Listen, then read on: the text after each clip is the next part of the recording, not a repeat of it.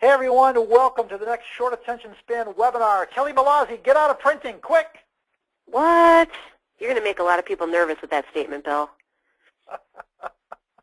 Yeah, but these are free. What are they going to do? Stop paying me? Yeah, exactly. Well, we're trying to get your attention, and yeah, we might. I don't think we're gonna irritate anyone with these, but let's talk about what we're talking about. So, Kelly, what are we talking about?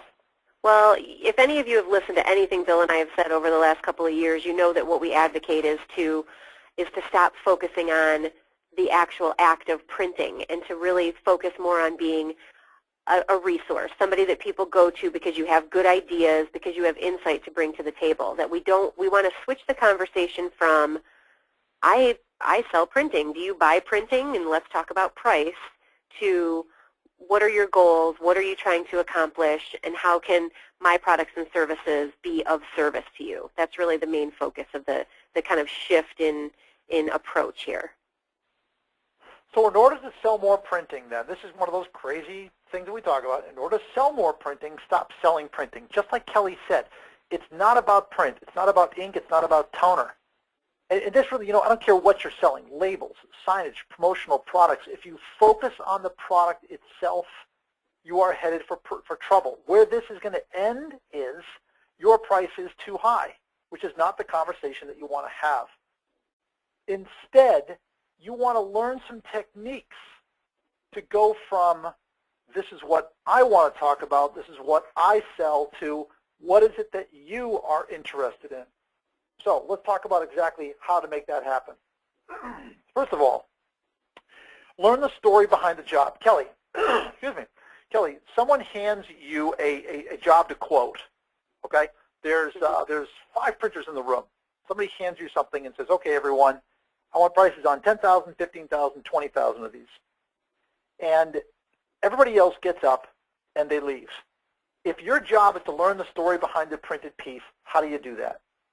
I'm going to start by asking a few questions. I'm going to ask, what is the intent of the piece? What is its goal? How will you measure its success? I'll find out as much as I possibly can about who requisitioned it, and again, what is its purpose? And that way, I might be able to come up with ideas that might alter the look of the piece, the size of the piece. And what I've done is I've established myself as not a number cruncher order taker, but somebody who's interested in outcomes and invested in what my clients are trying to accomplish. Okay. What's a qualifying question? Tell me the difference between an open-ended question and a closed-ended question. Well, a closed-ended question would be, something just like what size is it, or something that's about the mechanics of the piece. That's just a typical, question about specs. What you want to find out is, how is this going to be distributed? How will you know if this piece is successful? What are you trying to accomplish with this piece? Those are the kinds of questions that you need to know in order to, again, shift your position as a print salesperson who is going to give you whatever the price is per thousand, to more of a marketing specialist or a resource who's there to help the client achieve their goals. All right, then. Good open-ended questions. They stimulate conversation. They give you the opportunity to do more listening than talking. A closed-ended question, something that ends in a yes, a no, or a spec, like Kelly said, that's a conversation ender. That's where things go to die. So it's the tell me more of the sales approach. Reverse engineering the call then means putting yourself in the situation where you're saying, what if the customer called me and said, hey Kelly, how can you help us to grow our sales?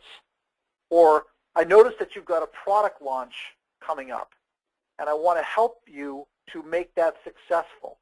How might a trade show work, Kelly? If I was going to reverse engineer the call, I'm on a company's website, I noticed that they've got a trade show coming up. What's our approach? Well, again, what we're going to continue to advocate is having great questions to ask, like, how are you promoting the trade show? What happens once a person comes to see you at the trade show? What are you giving? What kinds of messages are you trying to convey at the trade show? How will you track the people that come to your booth? How can we increase the traffic coming to your booth? Those kinds of things. Again, you're thinking more in terms of marketing and results, and you're thinking in terms of consulting as opposed to what size graphic do you want and how many 8.5 by 11 cell sheets do you want to produce for that trade show. So again, you're thinking about all the things to do with how will you rate the trade show a success.